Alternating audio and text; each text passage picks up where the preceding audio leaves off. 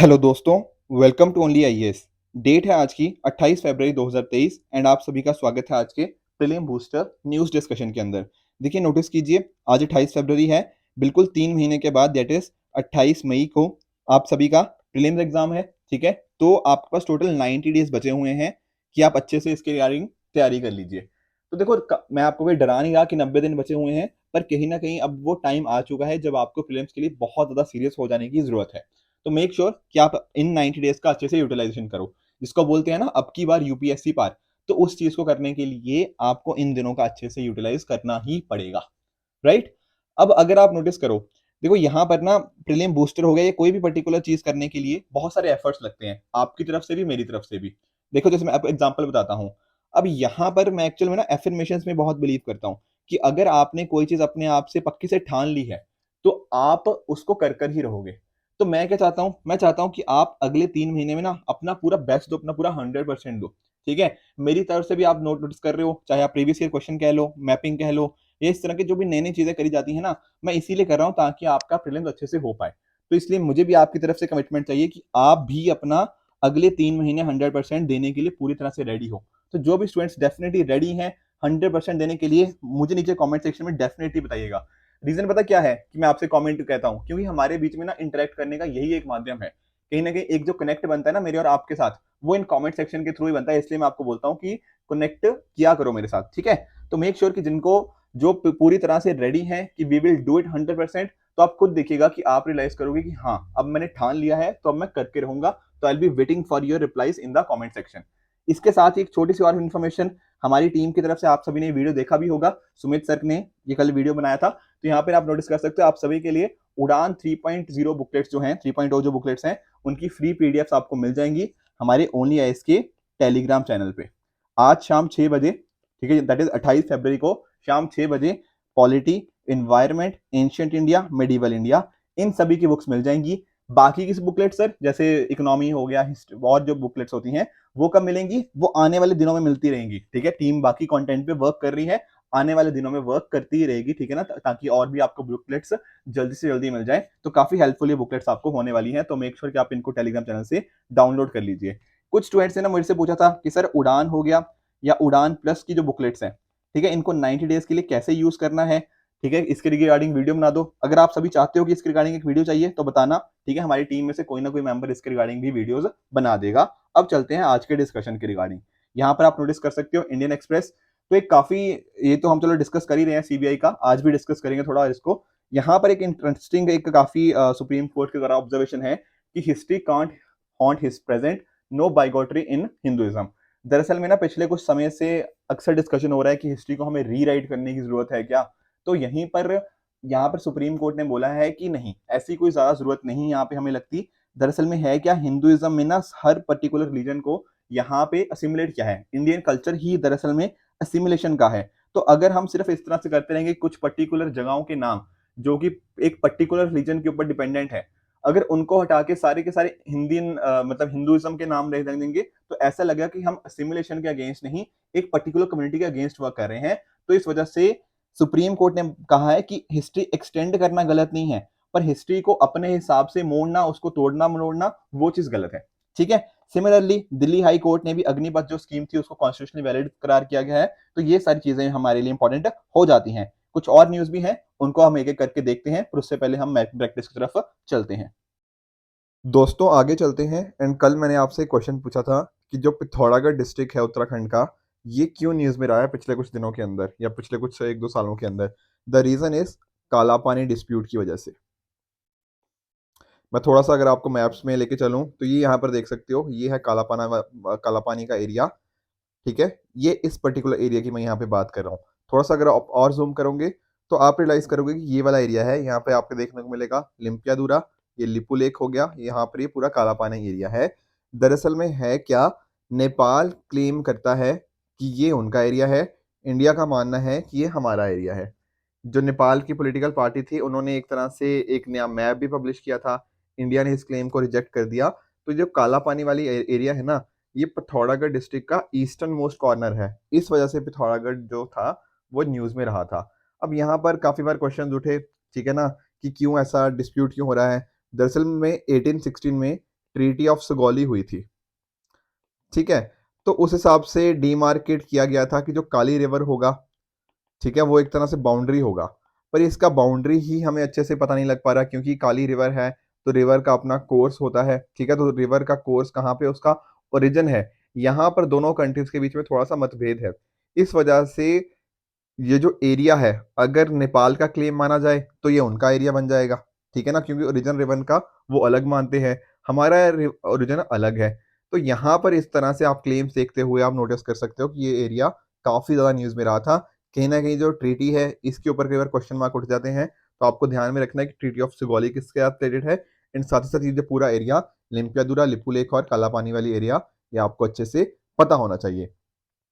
इसके साथ ही मैंने आपको एक और क्वेश्चन दिया था कि इंडिया के 4 धाम के बारे में, तो आप में से ज़्यादातर लोगों ने इसका आंसर दिया है।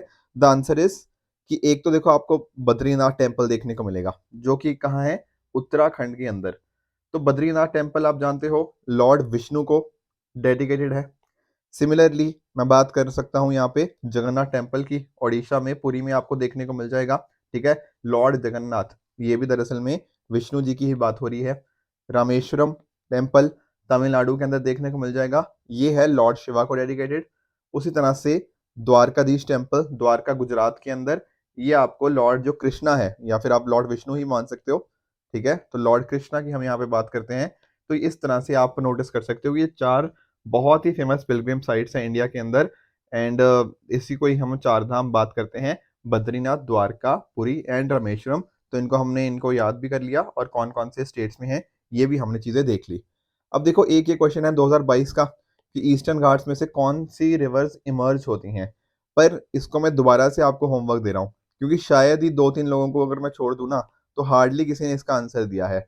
देखो एक बार अपना एटलस ओपन करो, कोशिश करो इनको लोकेट करने की। मैंने आपको अभी समझाया कि होमवर्क मैं आपको क्यों देता हूँ, तो कोशिश करना है इसको लोकेट करने की, फिर कल हम इसको डिस्कस करेंगे, क्योंकि अभी आप लोगों ने नहीं मुझे बताया इसका कि सही आंसर क्या होना चाहिए, तो थोड़ा एफर्ट आप भी लगाओ। चलो चलते हैं अगले टॉपिक की तरफ, that is MP LAD scheme. दरअसल में है क्या, एमपी लैड का मीनिंग है member of parliament local area development scheme. आप नोटिस करो, जैसे मान लो कोई भी एक एमपी को मान लेते हैं, जो भी आप मेंबर ऑफ पार्लियामेंट सोचना चाहते हो, ठीक है। लेट्स से दिल्ली में गौतम गंभीर को मान लेते हैं, ठीक है। तो गौतम गंभीर जी हैं जैसे, तो आप नोटिस करोगे कि इनको अगर कोई अपने एरिया में काम करवाना हो, तो अपने एरिया में काम तो करवा नहीं सकते, क्योंकि देखो जो पॉलिसीज वगैरह हैं इम्प्लीमेंट करने का काम है, वो तो एग्जीक्यूटिव करता है। पर ये तो एक सिंपल क्या है, एक मेंबर ऑफ पार्लियामेंट है। पर ये चाहते हैं कि नहीं यार, मैं चलो लॉज वगैरह बनाऊंगा, ठीक है ना, जब पार्लियामेंट में डिस्कशन होगा, डिबेट एंड डिस्कशन, वहां पे लॉज के ऊपर बात होगी। पर अगर मुझे कोई काम करवाना है अपने लोकल लोगों के लिए, जैसे फॉर एग्जांपल पीने के पानी की सुविधा करवानी है, या फिर इस तरह का कोई भी सैनिटेशन का काम करवाना है, कोई सड़कें बनवानी है, या फिर कोई प्राइमरी एजुकेशन का काम करना है, कोई हॉस्पिटल ओपन करना है, तो मैं अब कुछ भी नहीं कर सकता उसके रिगार्डिंग। तो यहाँ पर देखा गया कि नहीं, थोड़ा सा इनको भी इस तरह की चीजें करवानी चाहिए, क्योंकि तभी तो एक एमपी अपने लोगों के लिए कुछ काम करना कर पाएगा। तो इसी चीज को देखते हुए ना, जो 1993 का टाइम था, उस टाइम पर हमने एक स्कीम स्टार्ट करी, उसका नाम रखा एमपी लैड स्कीम, ठीक है। अब इसके अंतर्गत क्या होगा ना, अगर मान लो इनको कुछ काम करवाना है अपने एरिया के अंदर, तो ये अपने डिस्ट्रिक्ट मजिस्ट्रेट को कह लो, ठीक है, या फिर कह लो कि जो वहाँ की डिस्ट्रिक्ट अथॉरिटीज हैं, उनको जाके बोलेंगे कि भैया ये लो, मतलब यहाँ पर इतने पैसों का आप यहाँ पे स्कूल ओपन करवा दो। समझ रहे हो? तो कहने का मीनिंग है इनको कुछ फंड दिया जाता है, मतलब टेक्निकली देखा जाए इनको नहीं दिया जाता, दिया इनको जाता है, डिस्ट्रिक्ट अथॉरिटी को पैसा दिया जाता है। ये गौतम गंभीर जी बस डिस्ट्रिक्ट अथॉरिटी को जाके बोल सकते हैं कि इतने पैसे का आप यहाँ पर ये स्कूल बनवा दीजिए, या फिर इतने पैसे का यहाँ पे हॉस्पिटल बना दीजिए, या फिर सैनिटेशन का कुछ काम करवा दीजिए, इस या फिर सड़कें बनवा दो। इस तरह की चीजों का ये बात इनको बोल सकते हैं, इनको रिकमेंड कर सकते हैं। इसी का नाम है member of parliament local area development scheme. ध्यान रखना, ये जो पैसा है ये गौतम गंभीर के अकाउंट में नहीं जा रहा, नहीं, ये जा रहा है यहाँ पे डिस्ट्रिक्ट अथॉरिटी के पास, ठीक है। वो बस उनको बोल सकते हैं। तो यहाँ पर जब ये स्कीम स्टार्ट हुई ना 1993 के अंदर, उस टाइम हमारे प्रधानमंत्री जी थे पीवी नरसिम्हा राव जी। तो उस टाइम पर एक एमपी को 5 लाख रुपए पर साल में दिए जाते थे। देखो उस टाइम, ठीक है, तो 1993 की बात कर रहे हैं, तो उस टाइम 5 लाख की भी बहुत अहमियत थी, ठीक है। तो स्टार्टिंग में उस टाइम 5 लाख थी, आज के टाइम पर ये वैल्यू हो चुकी है 5 करोड़। तो हर एक मेंबर ऑफ पार्लियामेंट के पास 5 करोड़ आते हैं, मतलब एज इन उस उतने रुपए का वो काम रिकमेंड कर सकते हैं 5 करोड़ का 1 साल के अंदर। जब ये स्कीम स्टार्ट हुई थी तो ये मिनिस्ट्री ऑफ रूरल डेवलपमेंट के अंदर थी, पर आज के टाइम पर किसके अंदर है? ये ministry of statistic and programme implementation MoSPI के अंतर्गत आती है। तो कंफ्यूज नहीं होना, आज के टाइम पर ये मोस्पी के अंदर है, पहले जब ये स्टार्ट हुई थी तब मिनिस्ट्री ऑफ रूरल डेवलपमेंट के अंदर थी। तो सर अच्छा, स्कीम तो सर समझ आ गई। अब ये न्यूज़ में क्यों है? न्यूज़ में इसलिए क्योंकि कुछ ना गाइडलाइंस रिलीज करी गई हैं मोस्पी के द्वारा, कि जैसे फॉर एग्जांपल कि अगर मान लो कुछ सोसाइटी की नीड्स बदल रही हैं, कुछ कम्युनिटी की नीड्स बदल रही हैं, तो उस हिसाब से पार्लियामेंट उस हिसाब से फंड्स को रिकमेंड कर पाए अलग तरह से, इसके लिए कुछ नई चीज़ें ऐड ऑन करी गई हैं इस गाइडलाइंस के अंदर। जैसे फॉर एग्जांपल रियल टाइम में मॉनिटर करना, क्या चीज़ें का जो चीज़ें रिकमेंड करी गई हैं वो कितनी बन चुकी हैं, कितना पैसा यूज़ कर लिया है, ट्रांसपेरेंसी आ पाए, अकाउंटेबिलिटी आ पाए, इन सभी चीज़ों के रिगार्डिंग आप एमपी देख सकते हो। कुछ और चीज़ें, ये एक सेंट्रल सेक्टर स्कीम है। कहने का मीनिंग क्या है कि सारा का सारा पैसा सेंटर की तरफ से ही आता है। यहाँ पर क्या है, ऑब्जेक्टिव यही है कि वो इतने पैसों का काम रिकमेंड कर पाएँ for their needs of the society. ठीक है? यहाँ पर आप नोटिस करोगे कि हर साल एमपी को मिलते हैं कितने? 5 करोड़ रुपए। पर ये 5 करोड़ इकट्ठे नहीं मिल जाते, ये होते हैं 2 इंस्टॉलमेंट्स में ऑफ 2.5 करोड़ ईच। और साथ ही साथ ये क्या होते हैं? फंड्स नॉन लैप्सेबल होते हैं। मतलब कहने का मीनिंग क्या? जैसे मान लो इस साल के लिए ना आपको 5 करोड़ मिले, ठीक है? अगर मान लो मैंने सिर्फ 3 करोड़ का काम करवाया इस साल, 2 करोड़ का कुछ काम करवाया नहीं, तो फिर से 2 करोड़ का क्या होगा? ये 2 करोड़ आप अगले साल यूज़ कर सकते हो, ठीक है? लैप्स नहीं होते, नॉन लैप्सेबल है ना, तो लैप्स नहीं होते, अगले साल वो ऐड ऑन हो जाते हैं। अब यहाँ पर आप नोटिस करो, अलग-अलग तरह के एमपीज़ हो सकते हैं, जैसे लोकसभा के मेंबर्स हो सकते हैं, जैसे आप प्रधानमंत्री मोदी जी की बात कर लो, वो भी तो एक एमपी ही हैं, या फिर राहुल गांधी जी की बात कर लो। तो ये अगर इनको कोई काम रिकमेंड करना है, तो ये सिर्फ और सिर्फ अपनी कॉन्स्टिट्यूंसी के अंदर ही काम को रिकमेंड कर सकते हैं, कि मान लो प्रधानमंत्री मोदी जी ने वाराणसी के अंदर बता दिया और राहुल गांधी जी ने वायनाड के अंदर बता दिया कि ये काम होना है। ठीक है सर, ये बात तो समझ आ गई कि लोकसभा के मेंबर्स कहाँ पे रिकमेंड कर सकते हैं। सर राज्यसभा, राज्यसभा के मेंबर्स आप देखो, राज्यसभा के जो इलेक्टेड मेंबर्स होते हैं वो किसी ना किसी स्टेट को रिप्रेजेंट करते हैं ना, वो किसी कॉन्स्टिट्यूंसी को तो रिप्रेजेंट करते नहीं। वैसे फॉर एग्जाम्पल हो सकते हैं कि कोई ठीक है ना, कोई जैसे हरदीप पुरी जी आई थिंक उत्तर प्रदेश को रिप्रेजेंट करते हैं। तो ये जो इस तरह के इलेक्टेड मेंबर्स है राज्यसभा के, ये पूरी स्टेट के अंदर, ठीक है, इंटायर स्टेट के अंदर कोई भी काम को रिकमेंड करवा सकते हैं। ऐसा नहीं कि उनको एक जगह के अंदर करना है, नहीं, वो पूरी स्टेट के अंदर रिकमेंड करवा देंगे। इसी तरह से एक होते हैं नॉमिनेटेड मेंबर्स, राज्यसभा के भी लोकसभा के भी। दरअसल में ना लोकसभा में तो अब नॉमिनेटेड मेंबर्स रहे ही नहीं, पहले हुआ करते थे। जैसे फॉर एग्जांपल आप जानते हो एंग्लो इंडियन कम्युनिटी के मेंबर्स को कुछ हमारी प्रेसिडेंट साहब के द्वारा नॉमिनेट किया जाता था।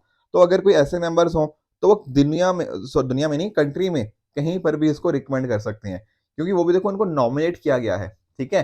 तो वो कहीं पर भी कंट्री के अंदर काम को रिकमेंड कर सकते हैं। सिमिलरली कुछ राज्यसभा में भी तो नॉमिनेटेड मेंबर्स होते हैं। जैसे फॉर एग्जांपल आप जानते हो हमारे प्रेसिडेंट साहब हैं, वो ठीक है ना, आर्ट आर्ट हो गया, लिटरेचर, ठीक है, सोशल सर्विस, ठीक है, साइंस, इस पर्टिकुलर फील्ड में वो भी तो लोगों को नॉमिनेट करते हैं। The answer is yes.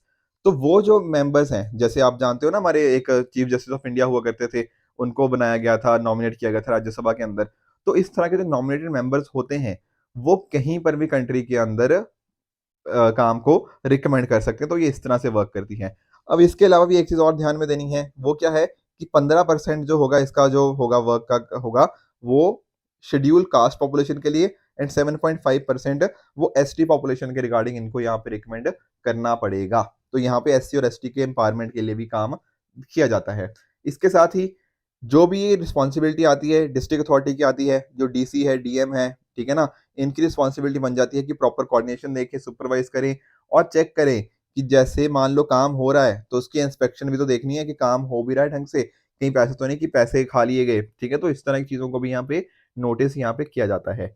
अब ये जो काम है, ठीक है, अलग-अलग चीज़ों के लिए यूज़ किए जा सकते हैं। जैसे मैंने आपको बताया ना, ड्रिंकिंग वाटर हो गया, सैनिटेशन हो गया, एजुकेशन हो गया, हेल्थ हो गया, इस तरह की अलग-अलग चीज़ों के लिए इस पैसे को यूज़ किया जा सकता है। पर इसके अलावा भी 2016 से हमने ये इंश्योर किया है कि आप एमपी लेड फंड्स को स्वच्छ भारत अभियान, ठीक है? आप जानते हो स्वच्छता के लिए हमारे लिए बहुत इंपॉर्टेंट इनिशिएटिव है। इस ठीक है, उसी तरह से अलग-अलग चीज़ें जैसे रेन वाटर हार्वेस्टिंग, इनके लिए भी यूज़ किया जा सकता है। आप मुझे नीचे कमेंट्स में बताओगे कि सर ये सुगम्य भारत अभियान क्या है एंड ये संसद सांसद आदर्श ग्राम योजना, ये पर्टिकुलर चीजें क्या होती हैं, ये मुझे आप नीचे कमेंट सेक्शन में इनके बारे में बताना। ठीक है। अब एक चीज और, थोड़ा ना एक्चुअल में ना 2020 में इसके ऊपर क्वेश्चन आया था। वो क्वेश्चन पता क्यों आया था? वो क्वेश्चन इसलिए आया था क्योंकि 2020 में आप जानते हो आ गया कोविड-19, और हर जो हमारी सरकार है उनको चाहिए थे पैसे। इस वजह से 2 साल के लिए 2020 से लेके 2022 के कुछ पर्टिकुलर टाइम तक इसको 2 साल के लिए इस पर्टिकुलर स्कीम को सस्पेंड कर दिया गया था। मतलब रोक दिया गया था एक तरह से, ऐसा कह लो, क्योंकि सरकार को थोड़े पैसे चाहिए थे। तो काफ़ी लोगों ने सरकार को क्रिटिसाइज़ किया कि यार ऐसा नहीं करना चाहिए था, इस स्कीम को रोकना नहीं चाहिए था। कुछ लोगों ने बोला कि ठीक किया। तो नॉनदलेस वो चीज़ हमारे लिए उतनी इम्पोर्टेंट नहीं है। हमारे लिए इम्पोर्टेंट है ये यूपीएससी 2020 का क्वेश्चन। आप लोगों का काम क्या है? इस क्वेश्चन को पढ़ोगे और नीचे मुझे बताओगे कि भैया कौन सा ठीक है, कौन सा ऑप्शन कौन सा गलत है। राइट? चलते हैं आगे। कल मैंने एक आपको और क्वेश्चन दिया था। मैंने आपको पूछा था सीबीआई के बारे में, जानते हो ना? ठीक है, जो दिल्ली के डिप्टी चीफ मिनिस्टर हैं मनीष सिसोदिया जी, उनको अरेस्ट कर लिया गया है सीबीआई के द्वारा। तो आपसे मैंने पूछा था कि कौन सी बॉडी है, तो आप सभी ने बिल्कुल सही जवाब दिया इसका कि this is a non constitutional, संविधान में इसका जिक्र नहीं है। At the same time this is non statutory. ठीक है ना? स्टैट्यूटरी भी नहीं है, कोई लॉ के अंदर भी नहीं है। ठीक है, लॉ के थ्रू नहीं बनी है। दरअसल में है क्या ना कि इसकी जो पावर्स हैं, वो powers Delhi special police establishment act 1946 से आती हैं। But this is not a statutory body. इसका बहुत अच्छे से याद कर लो, इस चीज को गड़बड़ नहीं होनी चाहिए। तो इसकी फॉर्मेशन हुई थी 1963 के अंदर। दरअसल में ना हमारे यहाँ पे करप्शन बहुत ज्यादा रहा है हमेशा से ही। तो एक संतनम कमेटी हमने बनाई थी। ठीक है, उसने एक रिकमेंडेशन दी कि हमारे पास इस तरह की बॉडी होनी चाहिए, सीबीआई की जैसी बॉडी। तो 1963 में एक होम मिनिस्ट्री ने एक रेजोल्यूशन पास किया एंड उसके थ्रू हमने क्या किया, इसको बना दिया। And this the premium investigation police agency in India. साथ में अगर आप नोटिस करोगे तो इसने बहुत इंपॉर्टेंट रोल प्ले किया है हमारी इकोनॉमी के रिगार्डिंग। ठीक है ना? उसकी इंश्योर करने के लिए, क्योंकि लॉ एंड ऑर्डर बहुत इंपॉर्टेंट है इकोनॉमी के ऊपर। ठीक है, संथनम कमेटी के बारे में मैंने आपको बता दिया। एंड साथ में नोटिस करो कि कौन सी मिनिस्ट्री है। कई बार ना हमें कंफ्यूजन हो जाती है कि शायद सर ये मिनिस्ट्री ऑफ होम अफेयर्स होगा, but the answer is no. ये आती है हमारे ministry of personnel pension and public grievances के अंदर। तो मिनिस्ट्री का ध्यान में रखना कि कौन सी मिनिस्ट्री है। साथ में आप जानते हो हमारे लिए करप्शन को रोकने के लिए एक बहुत इंपॉर्टेंट कमीशन है, that is CVC, central vigilance commission. उसके सुपरविजन के अंदर काम करती है। जैसे for example prevention of corruption act हो गया। ठीक है, तो ये सारी चीजें आप यहाँ पे नोटिस कर सकते हो। इसके अलावा एक छोटी सी चीज और, इंटरपोल के बारे में आप जानते होंगे। ठीक है ना? दुनिया भर की जो पुलिस है आपस में कोऑर्डिनेट करती है। अलग अलग तरह के नोटिस होते हैं, रेड नोटिस, ब्लू नोटिस, इस तरह की चीजें। तो वहां पर इंडिया की तरफ से कोऑर्डिनेशन किसके द्वारा किया जाता है? That is by CBI, central bureau of investigation. एक बात नोटिस करो कि 2014 तक ना हमारे यहाँ पे जो सीबीआई डायरेक्टर थे, वो Delhi special police establishment act के अंदर उन अंतर्गत उनको अपॉइंट किया जाता था। पर 2014 के बाद हमने ये प्रोविजन को थोड़ा चेंज कर दिया है। सर वो कैसे? देखो, लोकपाल एक्ट के जो 2014 में देखने को मिला ना, उसके हिसाब से एक कमेटी बनती है। अच्छा सर, इस कमेटी में तो एक होते हैं हमारे प्रधानमंत्री जी, उसके अलावा होते हैं लीडर ऑफ ऑपोजिशन। अगर कोई लीडर ऑफ ऑपोजिशन नहीं है तो जो सिंगल लार्जेस्ट पार्टी के जो लीडर होते हैं वो हो गया। ठीक है, एंड साथ साथ चीफ जस्टिस ऑफ इंडिया या फिर एक सीनियर सुप्रीम कोर्ट जज। इन 3 मेंबर्स की कमेटी बनती है। वो मिलकर फिर डिसाइड करते हैं कि सीबीआई डायरेक्टर का अपॉइंटमेंट किसका होना चाहिए। तो इस तरह से ये प्रोविजन हमें देखने को मिल जाती है। एक इंपॉर्टेंट चीज और देखो, जो आरटीआई एक्ट है, राइट टू इन्फॉर्मेशन एक्ट, बहुत ही पावरफुल एक्ट है। पर जो सीबीआई है वो एग्जेम्प्टेड है इसके प्रोविजन से, आरबीआई एक्ट के सॉरी आरटीआई के प्रोविजन से। तो ये भी आप ध्यान में रखिएगा। बाकी इसका काम क्या है? एक तरह की लीडरशिप प्रोवाइड करना, नोडल एजेंसी की तरह एक्ट करना एंड कॉन्स्टिट्यूशन ऑफ इंडिया को अपहोल्ड करना। ये सारे सीबीआई के काम हमें देखने को मिल जाते हैं। एक क्वेश्चन दे रहा हूं आपको। ठीक है, यहाँ पर आप नोटिस कर सकते हो।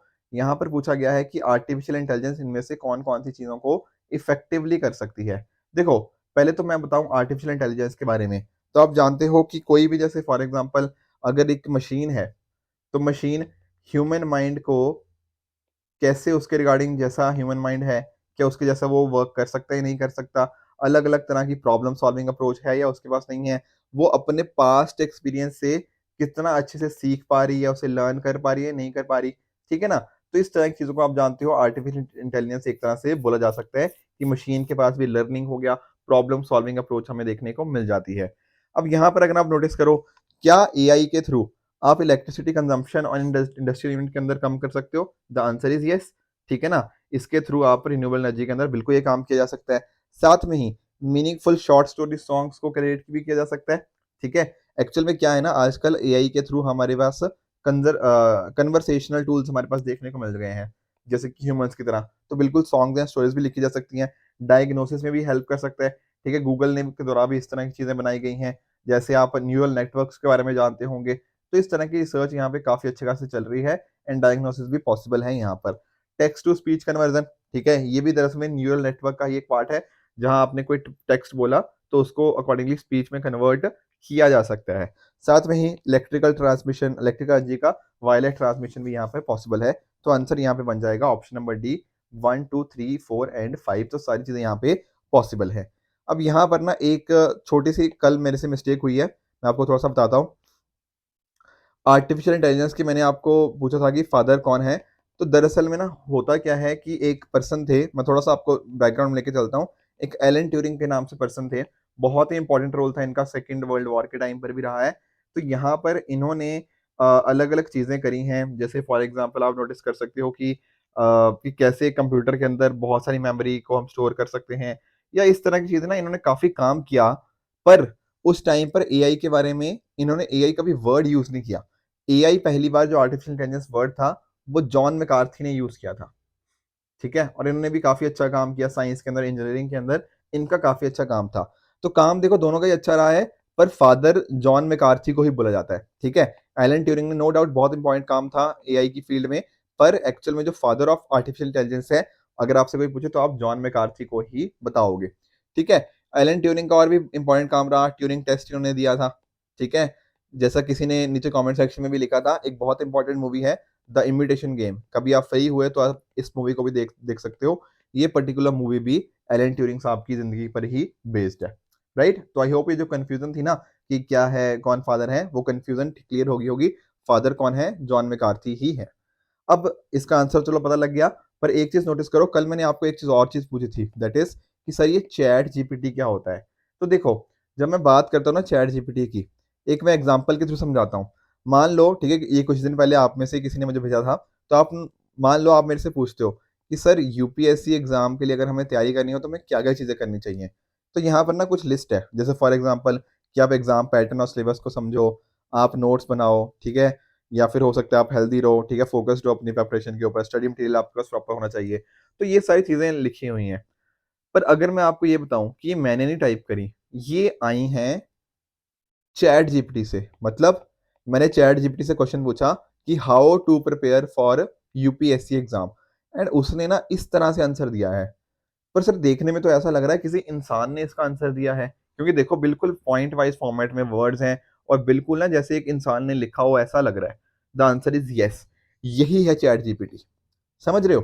चैट जीपीटी एक ऐसा टूल है जो बिल्कुल ह्यूमन जैसे बात करते हैं ना, तो इस तरह का एक लैंग्वेज मॉडल चैट बॉट है, ठीक है? सर इसको डेवलप किसने किया है? इसको डेवलप किया है ओपन एआई ने, ठीक है? एक कंपनी है ओपन एआई के नाम से, तो उनके द्वारा इसको डेवलप किया गया है। This is a language model chatbot. बिल्कुल आपको ऐसा लगेगा कि आप इंसान के साथ ही बात कर रहे हो। ऑल्दो, ठीक है ना, इसके अंदर काम बहुत सारी चीजें हो सकती हैं, जैसे अपने आप से म्यूजिक भी बना सकता है। बच्चों के ऐसे, कई बार आपको होमवर्क मिलता है ना, ऐसे लिख के आओ, तो ऐसे अगर आप चैट जीपीटी में बोलोगे कि इसके ऊपर मुझे ऐसे चाहिए, तो वो ऐसे इसी तरह से लिखने को देखने को मिलेगा। आपको लगेगा कि एक इंसान ने ही ऐसे लिखा हुआ है। इसको डिटेक्ट करना बहुत मुश्किल हो जाएगा कि नहीं यार, ये ऐसे किसी मशीन ने लिखा हुआ है, नहीं, वो आपको लगेगा कि किसी इंसान ने ही लिखा हुआ है। मैं आपको एक और एग्जांपल देता हूँ। मैंने कल पूछा ना कि चैट जीपीटी क्या है, तो एक कोई स्टूडेंट है आप में से ही, मुकेश अभिमन्यु, इन्होंने चैट जीपीटी से पूछा कि भैया व्हाट इज चैट जीपीटी।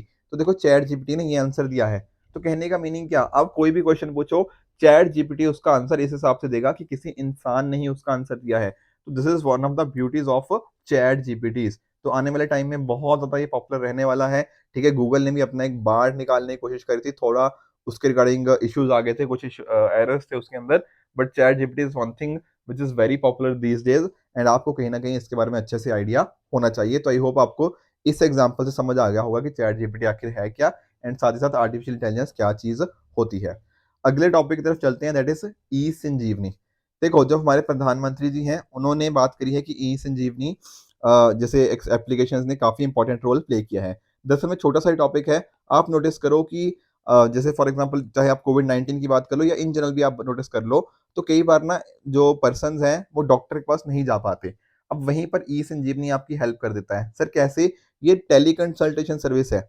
आप ऑनलाइन ओपीडी सर्विसेज़ की यहाँ पे बात कर रहे हो, ठीक है? अब जैसे आपने नोटिस किया होगा ना कई बार लाइनों में लगना पड़ता है ओपीडी के लिए, तो यहाँ पर क्या है ई संजीवनी के थ्रू फ्री ऑफ कॉस्ट, ठीक है, safe and structured video based आप क्लिनिकल कंसल्टेशन ले सकते हो between a doctor and a patient. ध्यान रखना this is free of cost, आपको कोई पैसा पे करने की जरूरत नहीं है। ये पहली इस तरह की एक ऑनलाइन ओपीडी सर्विस है जो हमारी सरकार के द्वारा लॉन्च करी गई थी। कब? 2020 के अंदर। सर कौन सी मिनिस्ट्री के अंतर्गत वर्क करती है? Under the ministry of health and family welfare. तो यहाँ पर आप देख सकते हो कि इसको डेवलप किया गया था सीडेक मोहाली के द्वारा, ठीक है। 10 करोड़ से भी ज़्यादा तक अभी तक टेली कंसल्टेंट्स हमें देखने को मिल गए हैं और यहाँ पर आप आराम से डॉक्टर के साथ अपनी इलनेस के रिगार्डिंग कंसल्ट किया जा सकता है। अगला टॉपिक है हमारा रिगार्डिंग हीट वेव्स। देखो आप देख रहे हो, अगर आप दिल्ली में रह रहे हो, आपने नोटिस किया होगा कई दिनों से ना बहुत ज़्यादा गर्मी बढ़ गई है। आज देखो सिर्फ 28 फरवरी हुई है अभी, ठीक है, बट गर्मी तो ऐसे फील हो रही है जैसे मई का महीना चल रहा हो। तो आईएमडी जो इंडियन मेट्रोलॉजिकल डिपार्टमेंट है, उन्होंने वार्न किया है कि जो मैक्सिमम टेम्परेचर है वो 3 से 5 डिग्री रह सकते हैं ज़्यादा as compare to long term average. तो सर हीट वेव आखिर ये होती क्या है? What do you mean by heat wave? देखो, हीट वेव एक ऐसा टाइम है जब टेम्परेचर एक्चुअली में बहुत ही ज़्यादा हाई रहते हैं, ठीक है? तो यहाँ पर अगर आप नोटिस करोगे ना, तो मैं एनडीएमए की वेबसाइट पे जाके देखा कि क्या एक्चुअल में क्राइटेरिया क्या है। एक्चुअल में ना आपको क्राइटेरिया अलग-अलग जगह पे अलग-अलग देखने को मिल जाएगा, पर यहाँ पर ये जो क्राइटेरिया मैंने लिखा है ना, ये एनडीएमए के द्वारा है, ठीक है? तो यहाँ पर आप नोटिस कर सकते हो कि अगर मान लो कोई प्लेन एरिया है, वहाँ पर अगर मैक्सिमम टेम्परेचर 40 डिग्री से ऊपर पहुँच रहा है, तब उसको बोलते हैं हीट वेव्स। और हिली रीजन्स में अगर ये टेम्परेचर 30 डिग्री से ऊपर हो जाए, तब उसको बोलते हैं हीट वेव।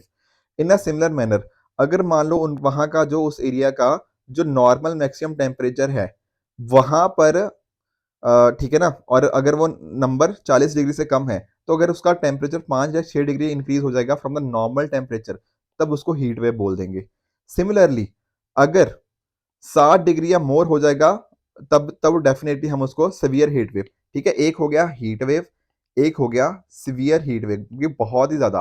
तो अगर तो देखो 40 डिग्री से टेम्परेचर कम है और वहां पर नॉर्मल से 5-6 डिग्री ज्यादा इंक्रीज हो गया, तब उसको बोलेंगे हीट वेव। अगर 60 डिग्री से ऊपर हो गया तो सीवियर हीट वेव।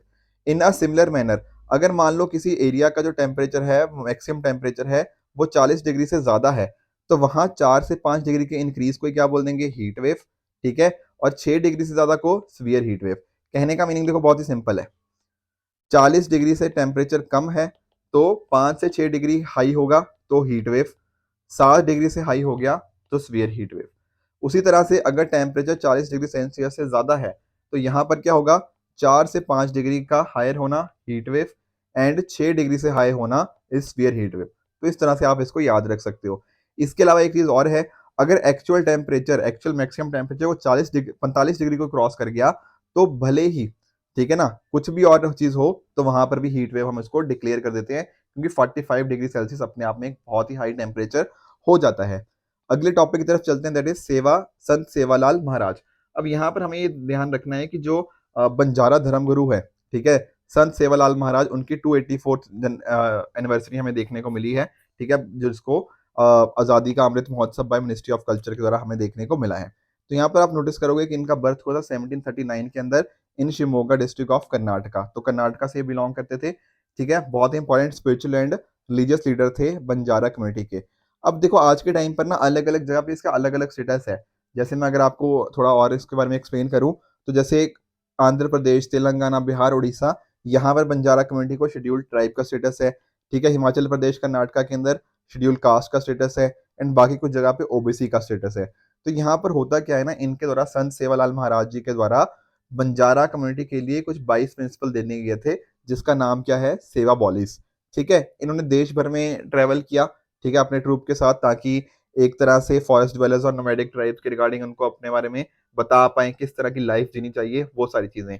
यहाँ पर ये जगदम्बा के डिसाइपल थे। जगदम्बा मतलब जो हिंदू गॉडेस की हम बात करते हैं, कुछ जगह पे इसको लक्ष्मी के रूप में माना जाता है, कुछ जगह पे पार्वती के रूप में माना जाता है। और ये पूरी जिंदगी में क्या थे? ब्रह्मचारी रहे, एक सेलिब्रेसी की तरह इन्होंने जिया। साथ में इन्होंने नोटिस किया कि ट्राइबल कम्युनिटीज के अंदर ना बहुत सारे सुपरस्टिशंस हमें देखने को मिल जाते हैं। तो इन्होंने अलग-अलग जगह घूमे, मैंने बताया ना फॉरेस्ट डिवेलपर नोमैडिक ट्राइब्स के अंदर, और इन्होंने बताया कि क्या-क्या चीज़ें हमें नहीं करनी चाहिए। साथ में ही आप नोटिस करोगे निज़ाम रूलर जो मैसूरू के रूलर थे, उन्होंने उनसे फाइट किया, ब्रिटिश रूलर के साथ नेगोशिएशन किया, तो बंजारा कम्युनिटी के लिए इन्होंने बहुत इंपॉर्टेंट काम यहाँ पे देखने को मिल जाता है। इनका जो समाधि स्थल है, वो हमें देखने को मिलेगा कहाँ पे? महाराष्ट्र के अंदर देखने को मिल जाएगा, जिसको बंजारा काशी के नाम से भी जाना जाता है। तो ये सारी चीज़ें थी रिगार्डिंग संत सेवालाल महाराज, जो कि हमें पता होनी चाहिए। अब आज मैं आपको 5 क्वेश्चन दे रहा हूँ। इन पाँचों क्वेश्चन का आंसर आप मुझे नीचे कमेंट सेक्शन में बताओगे, कौन-सा सही है, कौन-सा गलत है। कल जो 5 क्वेश्चन पूछे थे, मैं उनका क्विकली आपको आंसर बताता हूँ। जावर फेस्टिवल क्या कोल ट्राइब से है? The answer is true. FATF की ब्लैक लिस्ट के अंदर क्या नॉर्थ कोरिया, रशिया, ईरान है? The answer is false. दरअसल में यहाँ पर क्या है, रशिया नहीं है यहाँ पर ब्लैक लिस्ट के अंदर, यहाँ पर हमें म्यांमार देखने को मिलेगा, North Korea, Myanmar and Iran. तीसरा, एफएटीएफ के हेडक्वार्टर्स क्या पेरिस फ्रांस के अंदर देखने को मिलेंगे? The answer is true. मुलेठी sweet tasting perennial shrub, is it true? The answer is yes. बहुत सारे लोगों ने नीचे कमेंट्स में बताया भी है कि उन्होंने अपने फेस के लिए इसको मुलेठी को यूज किया है, किसी ने अपने गले खराब को ठीक करने के लिए यूज किया है, तो डेफिनेटली उन सभी चीजों के लिए इसको यूज किया जा सकता है। इंटरनेशनल आईपी इंडेक्स क्या ये यूएस चैम्बर ऑफ कॉमर्स के द्वारा है? ये बात ठीक है, पर ये बाई एनुअली नहीं है, ये है एनुअली होता है, तो इस वजह से स्टेटमेंट ये फॉल्स हो जाएगी। तो ये हो गए कल के पांचों क्वेश्चंस के आंसर। इन पांचों क्वेश्चन का आंसर आप मुझे कमेंट सेक्शन में बताओगे, कौन सा ठीक है, कौन सा गलत है। आप सभी ने अपने अपने स्टेट्स के जीआई टैग्स के बारे में भी बताया था, तो वो सारी चीजें पढ़कर भी बहुत अच्छा लगा, क्योंकि कहीं ना हमारी इंडिया की इतनी डाइवर्सिटी के बारे में सीखने को मिलता है आप सभी से, कि जो चीज़ मुझे काफ़ी ज़्यादा पसंद आती है, तो उसके लिए भी बहुत बहुत थैंक यू। ठीक है, तो अगर आपको इस लेक्चर की पीडीएफ चाहिए, तो आप हमारे Telegram channel only IAS nothing else पर जाके इस टेलीग्राम पीडीएफ को डाउनलोड कर सकते हो और अपनी तैयारी को और भी इंप्रूव कर सकते हो। साथ में दोबारा से रिमाइंड करवा दो, उड़ान बुकलेट्स आज शाम 6 बजे आपको मिल जाएंगी, तो मेक श्योर आप टेलीग्राम पे जाके इस बुक्स को भी डाउनलोड करो एंड अपनी प्रिपरेशन को और भी बेहतर बनाइए। ठीक है फ्रेंड्स, तो this it for this video. इसी तरह से आप भी अपने एंड पे हार्ड वर्क करते रहिए। Goodbye and good luck.